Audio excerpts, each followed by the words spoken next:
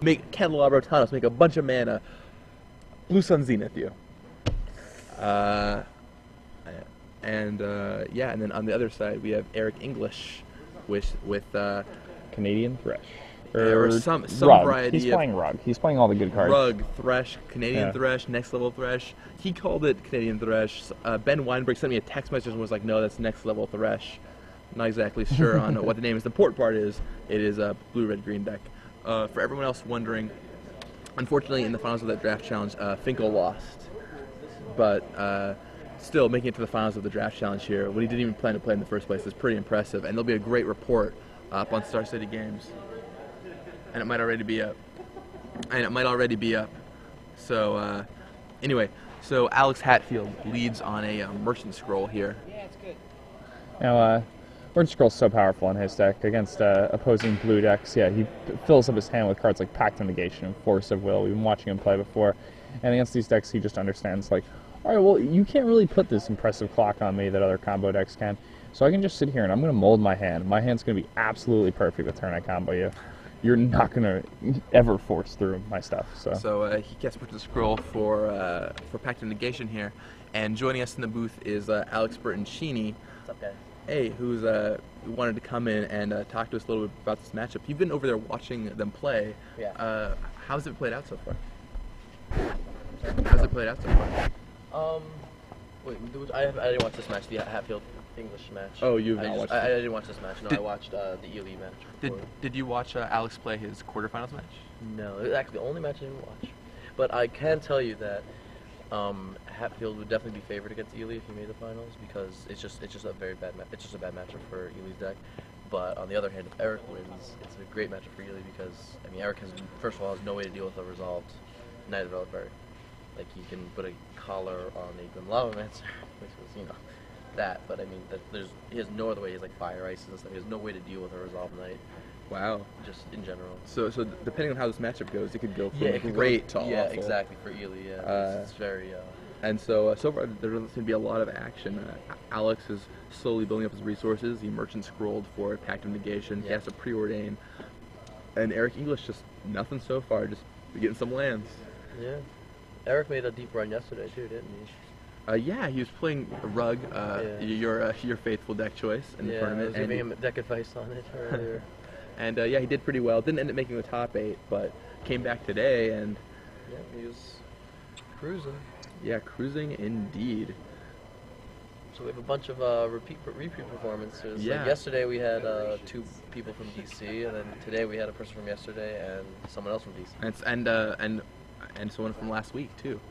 Right? Yeah, exactly. I mean, yeah, so it's pretty impressive. Yeah, absolutely. These are some pretty huge, big fields, Yeah, I mean, you're talking, a field of 800 players, 600 players, even 500 players. It's the fact that you can continually make top 8s. I mean, that's just something about how skill intensive the game really is. Exactly. Yeah. Very true.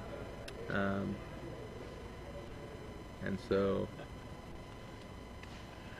Alex, think about what to do here. Alex is a renowned Legacy player, and he knows how to play this matchup. Certainly one of the more respected deck builders in the community, for sure. I mean, Alex Hatfield talks and people will listen. Absolutely, and he's a brother, right? The Hatfield brothers. Yeah, the Hatfield brothers. Jesse Hatfield also is no slouch himself. Let's just say they both know what they're doing in this format. That's for sure. They test it in and out. They always are innovating. Like, I mean, I don't know, let's say the last 10 events he's gone to, he's probably played like 6 or 7 different decks, just trying to get the right fit, the right deck for the format. And yeah, it's pretty interesting. Was his brother here today playing the tournament? I didn't see him actually, no. Yeah, no, I guess not. That'd be the first, I think that's the first time I've seen them separated though. Jesse was their last weekend in DC though.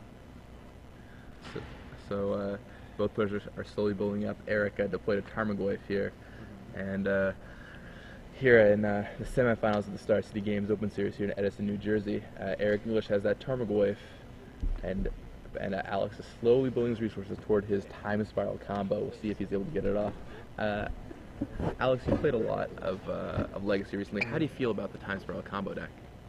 It's the version the new version of it with like Candelabra and stuff. Yeah, the version that Alex is playing right here. It's pretty solid. it can be difficult to play. It can be difficult to pilot around a lot of hate and play well. And, it can be easy to win with, but you have to play well because there's other prepared players. No one's gonna be like, I think people can see it coming. It's just that, just like all the combo decks, you have to know how to play them well, and that's why some people are scared of playing ad nauseum and stuff like that. They're not just decks; they're good decks, just that they're hard to. People will play get spell pierced once, and they'll be like, "Oh, tilt," But you have to really focus with these decks and have the mental game to play these combo decks. Right, and we watched Alix play a little bit earlier, and I mean, he was facing a couple different situations, and it might have been a little rough for anybody other player, but he was able to pilot through them. Yeah. He also showed a lot of restraint. He was perfectly willing to be like, look, you're just a control deck. I'm just going to sit here and build up and build up and build up until I have the perfect hand. His opponent was just bashing with an Ethersworn Canonist while having multiple Force Wills in hand, and he's like, well, I'm going to beat you. He's like, I know you have all those forces, but I'm just going to keep casting End-Step Meditates and letting you bash me for 2 again while I draw 4 cards. That takes a lot of patience, I'm just going to wait here, and then the turn before you kill me, Repeal is going to destroy you. So. Wow. Yeah, but you can certainly learn a lot by watching Alix Hatfield play. Yep, and so Alix resolves a Cunning Wish here. He goes to his Wish board. And do you think we're going to see Echoing Truth to buy time, or do you think we're going to try and see a combo piece here? What do you think, Jake? That's a good question. I feel like Alix might just grab another pact or something like that. The way he plays, I wouldn't be surprised if he's just going to really make sure that this is a safe combo. Yeah, he doesn't want to get blown out by a Force of Will or something similar. It depends, though. If he doesn't have another combo piece, if he needs a turnabout or something like that, then he may just grab it. That's what the scary part about the wishes are. You have to. Some players don't counter the wish, the cunning wishes. But if they cunning wish for a Force Will, then you're in an awkward spot. Oh, they already have their card, or they cunning wish for a Brain Freeze or something. Ooh, Intuition. That's a pretty good spell. Intuition's going to be great for Alix here.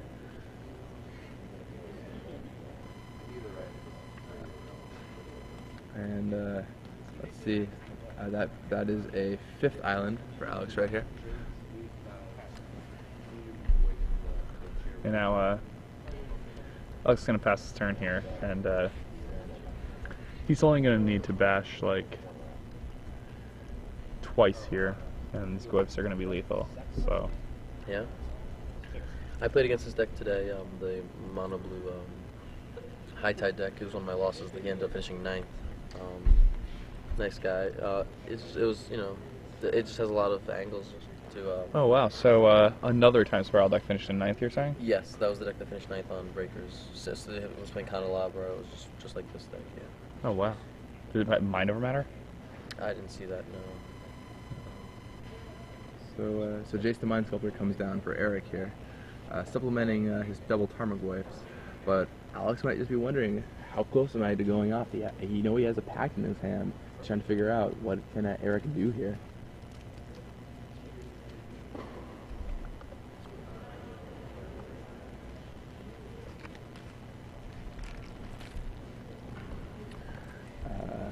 This is kind of interesting. Tarmogoyf, Jace on Eric's side of the board. Alix has Intuition and another copy of Cunning Wish. So. I mean, think of all the decision trees he has to navigate right now. Yeah, he is the. You think it's hard just playing a Brainstorm? Imagine it's a Brainstorm, Intuition, Pact Negation, and Cunning Wish. Right about it. You have to stare at your hand and get a grip of. It's whoa. Those are a lot of complicated spells. Yeah, absolutely. If he wants to give him High Tide and then do both. Yeah. So I think Alix looks looking at the sideboard again, just seeing what there is. Making sure his memory serves him correctly. Are you allowed to do that? Yeah, you can look at your sideboard at any time. No. Yes. Oh, wow. Yeah, they changed that rule a little while ago.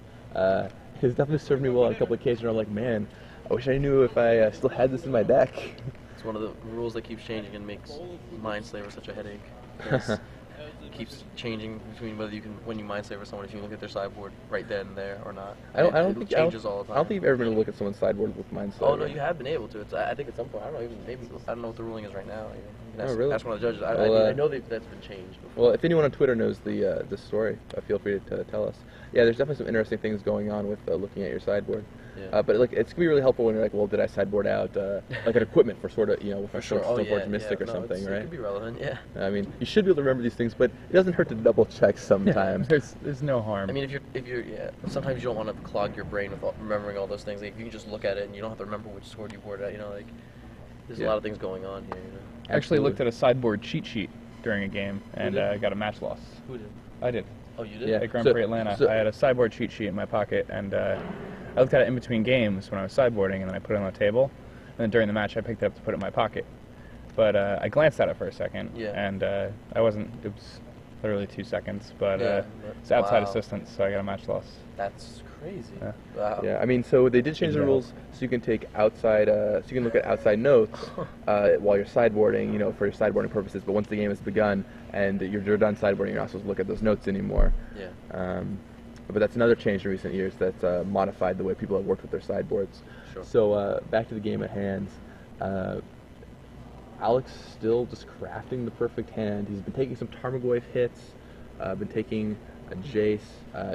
Eric just landed a Jace and is getting that going. But Alix is starting to set up. I can see the pieces coming together. He just resolved the Cunning Wish. Yeah, I don't think he can win another turn now. I think that's a little risky. I think he has the tools he needs in his hand. Yeah. Has he hit all of his land drops? I think he has not played land yet this turn, but I think he might have a land. Oh, so he goes Merchant Scroll here. I think a Merchant Scroll for High Tide. Seems reasonable. Yeah, maybe. I see Alix already has I think he has a force in his hand. Ooh, also. his opponent has a spell snare to go with a double force. So. Oh, wow.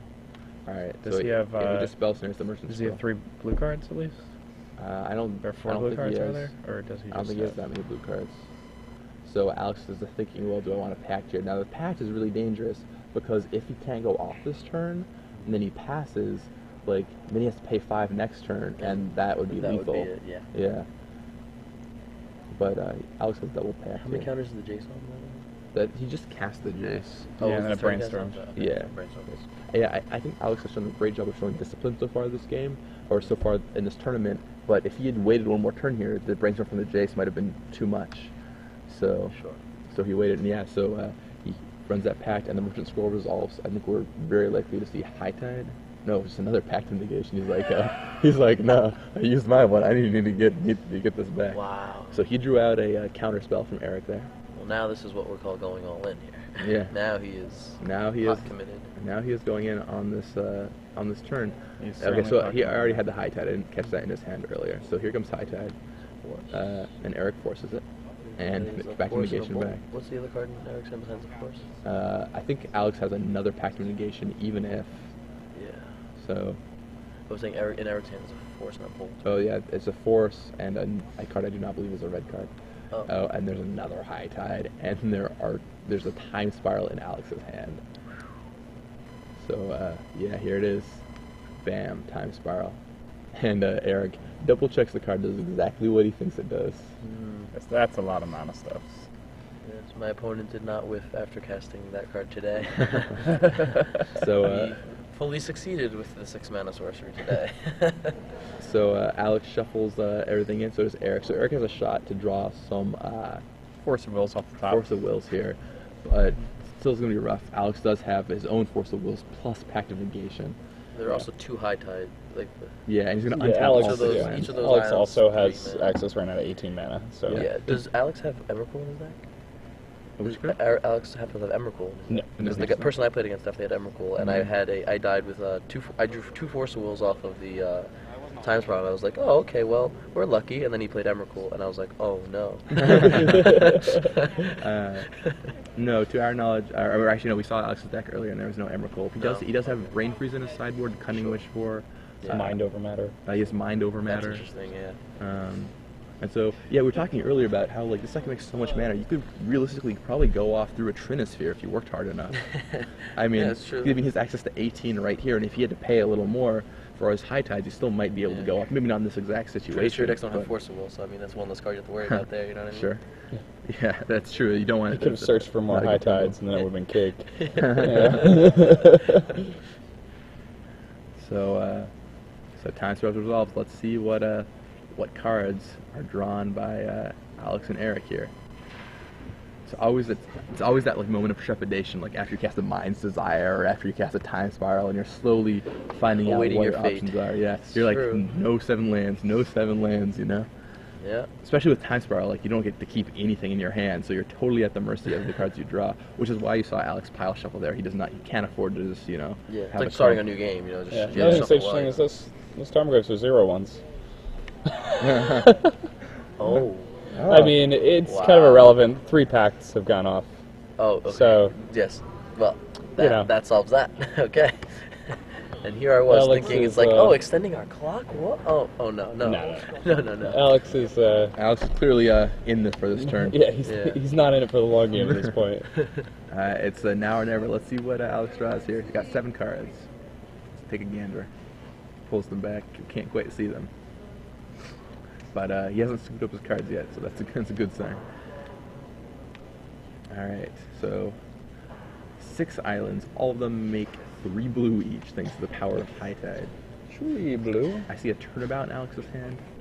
I see, another High Tide. Eric English has a Force Will and a Tarmogoyf.